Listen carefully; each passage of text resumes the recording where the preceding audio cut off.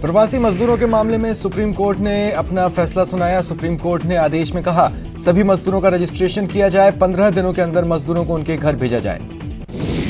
Supreme court ने राज्य सरकारों से कहा, प्रवासी मजदूरों के लिए काउंसलिंग सेंटर की स्थापना की जाए। अगर मजदूर वापस काम पर लौटना चाहते हैं तो राज्य सरकारें मदद करें। देश में पिछले 24 घंटे में 9,987 कोरोना पॉजिटिव केसेस आए, जबकि 266 लोगों की मौत हो गई। भारत में कुल केसेस 2,66,598 हो गए, 7,000 से ज्यादा लोगों की मौत हुई है। महाराष्ट्र में एक दिन में 2,553 कोरोना मामले आए। इसके साथ ही महाराष्ट्र में कोरोना मरीजों की संख्या 88,000 के पार पहुंच गई। ओडिशा में ड्यूटी के बाद लौटे एनडीआरएफ के 50 कर्मचारी कोरोना संक्रमित पाए गए। यूपी में कोरोना के 411 नए मामले आए हैं। अब तक 10,000 से ज्यादा लोग पॉजिटिव पाए गए। दिल्ली में पिछले 24 घंटे में 1,000 से ज्यादा नए कोरोना के मामले आए, 17 लोगों की मौत हो गई। दिल्ली के उपराज्यपाल और सरकार के बीच बढ़ी तनातनी। उपराज्यपाल ने कोरोना से जुड़े केजरीवाल सरकार के 2 फैसले पलटे। दिल्ली में अब बाहरी लोगों के इलाज का रास्ता खुला है। पहले केजरीवाल ने सिर्फ दिल्ली के लोगों के इलाज करने का फैसला लिया था। दिल्ली के सीएम अरविंद केजरीवाल की तबीयत बिगड़ गई है। आज सुबह ही उनके घर पर कोरोना टेस्ट के लिए सैंपल लिए गए। जेएनयू ने अपने स्वास्थ्य केंद्र में एक फार्मासिस्ट के कोविड-19 पॉजिटिव पाए जाने के बाद उन छात्रों को अपने गृहनगर लौटने की सलाह दी है जो अब भी परिसर में ही रह रहे हैं। छत्तीसगढ़ में कोरोना के 104 नए मामले आए हैं। राज्य में कोरोना के कुल मामलों की संख्या 1,197 हो गई है। इनमें से 858 सक्रिय मामले हैं। राजस्थान में पिछले 24 घंटे में 277 नए केस आए, 6 लोगों की मौत हुई। मरीजों की संख्या 10,600 के पार पहुंच गई है। और प्रदेशवासियों के लिए खुशखबरी, राजस्थान की रिकवरी रेट बढ़कर 74.6% हो गई। उत्तराखंड में चारधाम यात्रा को लेकर सोमवार को बैठक हुई। फैसला लिया गया कि चारधाम यात्रा 30 जून से पहले शुरू नहीं होगी।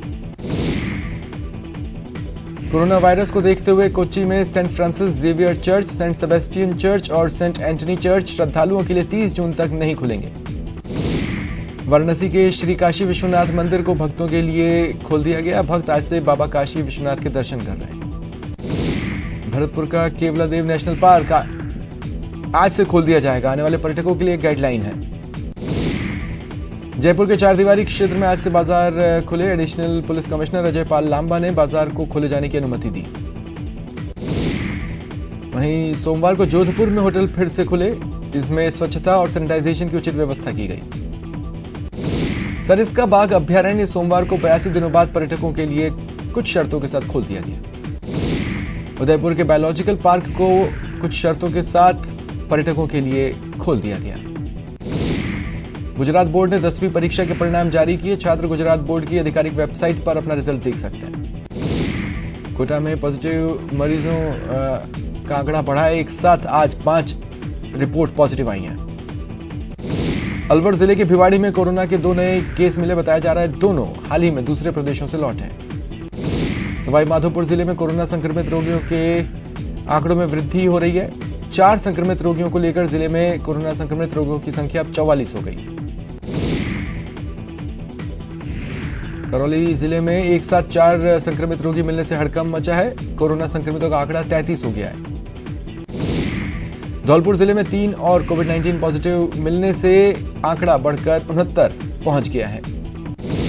अलवर में सोमवार को 58 कोरोना पॉजिटिव केस आए। इनमें सबसे ज्यादा मामले तिजारा ब्लॉक के हैं। कोटा के न्यू मेडिकल कॉलेज अस्पताल में खाने को लेकर हंगामा हुआ। मरीजों का आरोप है उन्हें कच्चा खाना परोसा जा रहा है। कोटा मेडिकल कॉलेज अस्पताल से इलाज के बाद ठीक हुए 41 मरीजों को डिस्चार्ज किया गया। पाकिस्तान ने आज एक बार फिर जम्मू कश्मीर के पुंछ में संघर्ष विराम का उल्लंघन किया। सुरक्षा बलों ने पूरे इलाके को घेर लिया है और मुंहतोड़ जवाब दे रहे हैं। इससे पहले सोमवार को दक्षिण कश्मीर के शोपियां जिले में पाकिस्तान ने संघर्ष विराम का उल्लंघन किया था। बीते रविवार को भारतीय सुरक्षा बलों ने हिजबुल कमांडर समेत 5 आतंकियों को ढेर किया था। पिछले 2 दिनों में सुरक्षा बलों ने 9 आतंकी मार गिराए हैं। 2 हफ्तों में सेना ने 9 बड़े ऑपरेशन किए, जिनमें 22 आतंकवादियों का खात्मा हुआ। चीन सीमा विवाद पर राहुल गांधी ने केंद्र सरकार पर ट्विटर वॉर किया। राहुल ने लिखा, क्या चीन ने लद्दाख में कुछ जमीन पर कब्जा किया है? क्या रक्षा मंत्री राजनाथ सिंह इस पर जवाब देंगे? रक्षा मंत्री राजनाथ सिंह ने कहा, चीन के साथ दशकों पुराने सीमा विवाद का भारत जल्द से जल्द समाधान चाहता है। विपक्ष पर प्रहार करते हुए उन्होंने कहा कि देश का नेतृत्व नरेंद्र मोदी जैसे मजबूत व्यक्ति के हाथ में है और हमें ये बताने का प्रयास मत कीजिए कि क्या करना है। AIMIM प्रमुख असदुद्दीन ओवैसी ने प्रधानमंत्री नरेंद्र मोदी पर गंभीर आरोप लगाया। कहा, देश के मौजूदा हालात के लिए प्रधानमंत्री जिम्मेदार हैं। गृह मंत्री अमित शाह ने आज बंगाल में भाजपा के चुनाव अभियान की वर्चुअल रैली के साथ शुरुआत की। अलग अलग मीडिया प्लेटफॉर्म्स पर बीजेपी कार्यकर्ताओं और आम लोगों से जनसंवाद कर रहे हैं। पूर्व केंद्रीय मंत्री अर्जुन चरण सेठी का निधन हो गया। अर्जुन चरण सेठी साल 2000 से 2004 के बीच अटल बिहारी वाजपेयी की अगुवाई वाली NDA की सरकार में केंद्रीय जल संसाधन मंत्री थे। राज्यसभा चुनाव के कारण गुजरात से लेकर राजस्थान तक हलचलें हैं। गुजरात कांग्रेस ने अपने विधायकों को सिरोही के एक रिसोर्ट में शिफ्ट किया है। बीजेपी ने कहा वो इसकी शिकायत करेंगे। बीजेपी के बूथ संपर्क अभियान पर UDH मंत्री शांति धारीवाल ने निशाना साधा। उन्होंने कहा, लोगों की मदद के बजाय बीजेपी कोरोना महामारी के बीच किस तरह का बूथ संपर्क अभियान चला रही है। बाड़मेर जिले के पाटौदी का दौरा कर राजस्व मंत्री हरीश चौधरी ने मनरेगा कार्यों का निरीक्षण किया। नेता प्रतिपक्ष गुलाबचंद कटारिया लॉकडाउन हटाए जाने का विरोध कर रहे लोगों को लेकर प्रतिक्रिया दी। कहा, लॉकडाउन के चलते सरकार ने बड़े स्तर पर तैयारियां करते हुए जनता को जागरूक किया।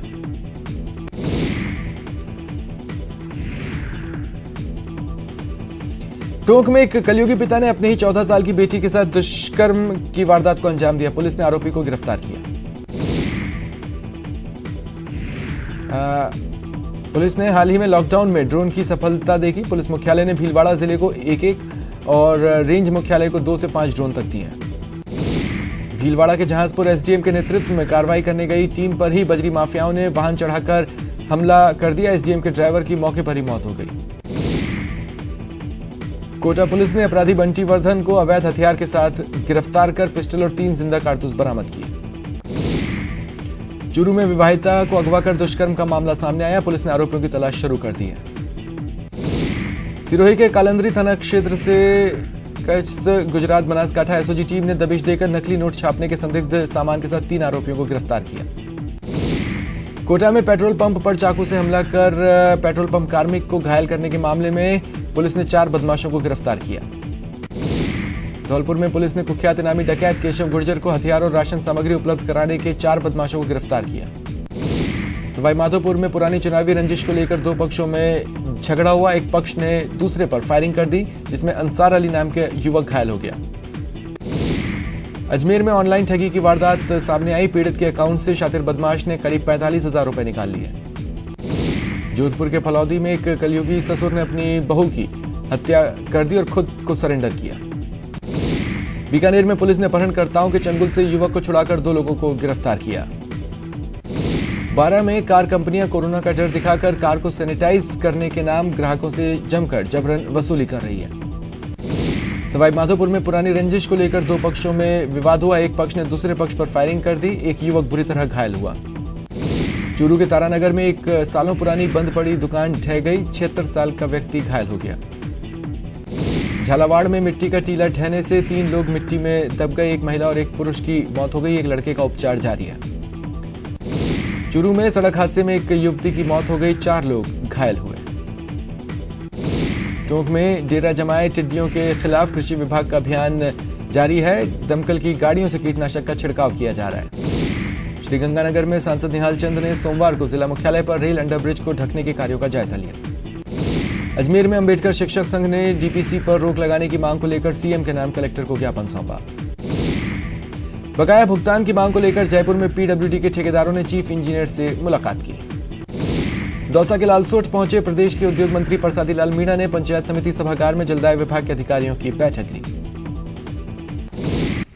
प्रदेश में अच्छे मानसून की संभावना देखते हुए जयपुर का जिला प्रशासन तैयारी में जुट गया है। शहर के तमाम नालों की सफाई के निर्देश दिए गए।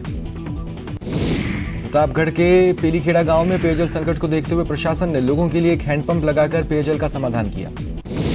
राजस्थान बोर्ड और CBSE बोर्ड की ओर से 12वीं की परीक्षाएं 18 जून के बाद आयोजित हो रही हैं। ऐसे में RU में और समय पर कोर्स को पूरा करवाने को लेकर विचार मंथन किया जा रहा है। बीकानेर में कांग्रेस नेता मदन गोपाल मेघवाल ने खाजूवाला क्षेत्र के कार्यकर्ताओं और किसानों से मुलाकात की। बीकानेर की हनुमान नगर कॉलोनी में पानी की समस्या को लेकर क्षेत्र की महिलाओं ने जलदाय विभाग के खिलाफ प्रदर्शन किया। कोटा में कांग्रेस कार्यकर्ताओं ने सरस डेयरी के चेयरमैन पद पर प्रशासक नियुक्त करने को लेकर सीएम को ज्ञापन सौंपा। कोटा में संयुक्त मोर्चा ने राज्य सरकार के खिलाफ बिजली बिल को लेकर विरोध प्रदर्शन किया। अलवर के पंचायत सहायकों ने जिला कलेक्टर को मुख्यमंत्री के नाम ज्ञापन सौंपकर नौकरी पक्की करने की मांग उठाई। भारत में कोविड-19 के नियमों की पालना नहीं करने पर पुलिस ने कार्रवाई की। इस दौरान पुलिस की टीम ने 22 चालान काटकर 6,000 रुपए वसूल किए। जोधपुर में नियुक्ति की मांग को लेकर दंत चिकित्सकों ने जिला कलेक्टर को सीएम गहलोत के नाम ज्ञापन सौंपा। अजमेर के आवासन मंडल की कॉलोनी में सुविधाओं का अभाव है। कॉलोनी वासियों ने सुविधाओं की मांग को लेकर आवासन मंडल को ज्ञापन सौंपा। सवाई माधोपुर में जिले के गंगापुर सिटी कस्बे में एक साथ आए 15 कोरोना संक्रमित मरीजों को जवाहर नवोदय विद्यालय में बनाए गए हॉस्पिटल में शिफ्ट किए जाने को लेकर विवाद खड़ा हुआ। चौक में सब्जी विक्रेता महिलाओं का गुस्सा फूट पड़ा। महिलाएं अचानक नगर परिषद भवन पहुंची और जमकर भड़ास निकाली। बीकानेर नगर निगम में आयुक्त को बीजेपी पार्षदों के गुस्से का सामना करना पड़ा। नाराज बीजेपी पार्षदों ने आयुक्त को कार्यालय में नहीं जाने दिया। धौलपुर में सुआ का बाग के लोगों ने सांसद डॉक्टर मनोज राजौरिया को ज्ञापन सौंपा और मनरेगा योजना में काम राशन की मांग के साथ गांव में शराब ठेके को बंद करने की मांग रखी। सोशल मीडिया पर अपने डांस के जरिए धूम मचाकर सबके चहेते बन चुके जोधपुर के बाबा जैक्सन ने एक और बड़ा धमाल किया। बाबा जैक्सन ने फ्लिपकार्ट की प्रतियोगिता में विजेता बन 1 करोड़ का इनाम जीता। करौली में 24 मार्च से सेवाएं दे रहे 30 पुलिसकर्मी मित्रों का उनकी अनवरत सेवाओं के लिए सम्मान किया गया। जोधपुर में कोरोना काल के दौरान क्षेत्रवासियों ने एक अनूठी पहल की। उन्होंने कोतवाली थानाधिकारी का केक काटकर जन्मदिन मनाया।